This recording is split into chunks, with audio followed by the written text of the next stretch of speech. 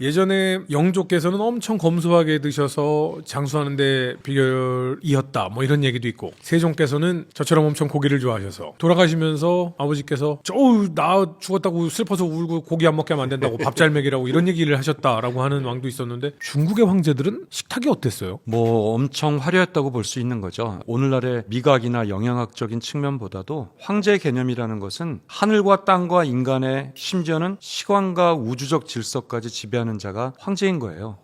그렇기 때문에 황제가 식사한다라는 의미 안에는 황제에게 봉헌되는 천하 만물의 어떤 그 의미를 담을 수가 있는 거죠. 예를 들면 육류의 경우라고 한다면 네 발 달린 짐승 중에서 우리가 식용하는 대표적인 몇 가지들, 그럼 당연히 소고기, 돼지고기, 양고기를 기본으로 한 그 동물들이 식자재로 와야 되고, 하늘을 나는 조류의 경우라면 닭이나 오리를 비롯해서 기본적인 것들을 세팅해가지고 요리를 해야 되는데, 그것도 그냥 하면 안 되고 술수, 즉 숫자적 개념을 가미해서 황제의 권위에는 9, 7, 5 홀수를 기본으로 해서 예기에 따르면 황제는 9가지, 제후는 뭐 7가지 순서대로 내려오게 되는데, 반드시 9가지는 아니더라도 음양오행에 맞춰서 최소 5가지 이상의 재료들은 모두 갖춰야 천하의 모든 것을 직접 지배하고 봉헌된다라는 거죠. 해산물 있어야 되고, 어류 있어야 되고, 채소가 있어야 되죠. 그 다음에 마지막 탄수화물에 곡물이 있다라면 천하의 모든 곡물이 있지만 5가지는 구색을 맞춰야 되는 거죠. 그거를 이제 우리는 오곡이라는 말을 잘 쓰지만 중국 사람들은 그걸 오량이라고 많이 그래요. 그래서 우리가 중국 고량주 중에 오량액이라는 좋은 고량주 있죠. 오량액. 그건 어떻게 보면 천하의 모든 곡물로 빚은 황제에게 봉헌된 듯한 상징적 의미가 있는 거예요. 단순히 고량주에 곡물들이 5가지라는 의미만이 아니라 황제가 바쳐졌던 오량을 갖춰졌다는 의미를 갖는 거죠. 그것도 이제 찌는 요리, 삶는 요리, 굽는 요리 모든 제조 공법에 따라서도 다 나오고. 근데 그걸 다 못 먹을 거 아니에요? 그렇죠. 그 가지수 하나만 먹으려도 시간이 걸리고, 그러니까 황제는 자신에게 바쳐진 것들을 보고 몇 가지를 상징적으로, 가장 기본적으로는 냉채 요리 중에 한두 가지를 먹고, 그다음에 뜨거운 요리 르어차이 중에서 고기류나 육류, 조류 몇 가지를 먹고, 그러고 나면 이제 수차이 채소류를 한두 가지 먹고, 마지막에 이제 탄수화물군을 먹는데, 간혹 그러다가 개인적인 취향에 의해서 좀 맛있다고 느끼는 거는 2번, 3번 먹을 수도 있겠죠. 그럼 굉장히 이슈가 되겠네요. 이슈가 되지만 황제께서 어떤 음식을 좋아한다는 이 소문이 돌게 되면 독살의 위험에 노출될 수도 있는 거죠. 그래서 황제가 2-3번 이상 즐겨 먹는 것을 철저하게 견제하고 그것을 자중할 것을 요구하는 것은 독살의 위험을 하기 위해서, 사실 맛있는 거 먹고 싶잖아요. 근데 자꾸 그러다 보면 그것이 이야기가 은밀하게 퍼질 것을 우려한다는 거죠. 근데 이게 모순이 될 수밖에 없는 게, 황제가 남긴 음식이니까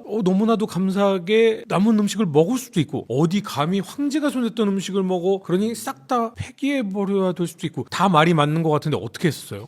글쎄요, 정확하게는 저도 그건 모르겠는데, 아마 다시 황제의 음식을 담당하는 어선부로 음식이 가게 되면 제 생각에 황제가 손을 대거나 먹었던 거면 아마 다 폐기 처분했을 것 같아요. 그러나 그럼에도 불구하고 법이 그렇다 하더라도 은연중에 누군가는 걸 먹는 사람이 있을 수도 있겠죠. 가져가면서 이렇게. 예예. 왜냐면 예전에 광해 영화에 보면 저녁에 무수리가 배가 꼬르륵 소리가 나서 너 왜 밥을 안 먹었냐, 왜 그러냐 했더니 그 변신한 광해가 다 먹어서 맛있어서 다 먹어버려가지고 무수리들이 먹을 게 아무것도 안 남아서 굶었다. 이거는 뭐예요? 사실이에요? 저도 사실 전공자 아니긴 하는데 이렇게 좀 먹다가 계속 물려준다라고 하는데 내리물림으로 이렇게 그러니까 남은 건 다 먹지 않았을까요? 그 엄청 고급 네. 요리인데 버리라고 줘도 그냥 몰래 먹고. 근데 그게 조선시대 같은 경우는 사실 이게 만약 가물거나 뭐가 안 좋은 일 있으면은 스스로 찬을 줄인다는 기록도 많이 있고, 근데 반대로 고려시대 같은 경우는 황실의 음식을 절대 손 못 대게 했었던 기록이 있는 게, 어떤 사람이 황실에 가서 만두를 훔쳐먹다 걸리거든요. 그 사람을 죽여요. 충렬왕 때. 그러니까 이게 2가지 의미가 있는데, 누군가가 와서 독을 탈 수도 있고, 그쵸. 그러니까 만두라는 것 자체가, 요즘 만두는 되게 싼 음식인데 그때는 아주 호화로운 왕실의 음식이었는데 그걸 아무도 손 못 대게 했을 가능성이 크기 때문에 아마 고려와 조선은 달랐던 것 같습니다. 유목민족들은요, 칸 같은 경우 엄청나게 거대한 제국에서 다스린다고 해도 다 같이 팥에다가 국 끓여가지고 막 섞어서 먹는 그게 칸이 돼도 그래요? 칸일과 먹으라는 이 사람들은 똑같이 먹을 수밖에 없는 게, 어차피 이동을 하기 때문에 그들을 위한 요리사도 없고 수많은 요리를 갖고 있는 그릇도 없고 거기는 그러니까 그릇이 있으면 어떻게 말 달리고 가요. 그래서 재미있는 게, 왜 아틸라 훈족의 왕 아틸라가 로마의 사신을 만나서 그때 주변에 있는 사람들 호화로운 그릇을 먹는데 아틸라만 혼자 나무 그릇에 소박하게 먹는다라고 하는 기록이 있어. 실제 그거는 아마 이 사람은 완벽하게 그러한 스타일을 지켰던 것 같고요. 그러니까 거대한 솥 있죠, 샤브샤브처럼 끓여 먹는 거, 그거는 매일 먹는 게 아니에요. 그럼요? 그건 잔치 때만. 그럼 평상시에는? 평상시에는 저기 왜 우유 끓여서 먹고 먹고 그 육포 가루 먹고 예 그리고 이게 있는 거 다 주워 먹다가는 말을 못 타요. 이분들은 계속 말 타야 되기 때문에 그리고 더 큰 문제가 지금 말씀하신 것처럼 사실 음식도 상당히 정치적 행위지 않습니까? 유목민들은 다 같이 힘을 합쳐가지고 달려야 되는데 혼자 맨날 먹고 그러네. 앉아 있으면 이거는 안 되죠. 그러면 F1 드라이버들이나 이렇게 몸무게가 1kg 늘어나면 한 바퀴 랩 차이가 0.001초 뭐 이렇게 차이 난다고 막 얘기를 하거든요. 유목민족들은 말 타는 게 엄청 중요하잖아요. 살이 찌면 벌 받는다거나 이런 것도 있었어요? 아 그런 건 없었습니다. 어차피 그 사람은 전쟁에서 죽기 때문에 그렇게까지 뭐 그리고 살쪘다고 얘 빼고 살 빠졌다 빼고 하면은 원래 인구가 없는 저기 이목민들한테서 뭐가 남겠습니까? 이집트는 밥상 기록 남아 있어요? 밥상 기록은 많이 남아 있는데 파라오의 밥상과 관련된 기록은 사실 잘 없어요. 왜냐하면 특이하네 그건. 파라오는 밥 먹는 모습을 묘사하지 않습니다. 음식을 먹는 건 사람이기 때문에. 그렇죠. 예, 그러니까 굉장히 신성한 존재이기 때문에 어떤 일상적인 모습으로 파라오가 묘사되는 경우는 거의 없다고 보시면 되고, 근데 이제 파라오 말고 일반 고위 귀족들과 관련해서는 이제 연회 장면들이 묘사된 경우 되게 많이 있고, 그래서 구체적으로 상류계층들이 어떤 음식을 먹었는지는 대체로 많이 알려져 있어요. 제일 비싸고 좋은 음식 다 먹죠, 전부 다.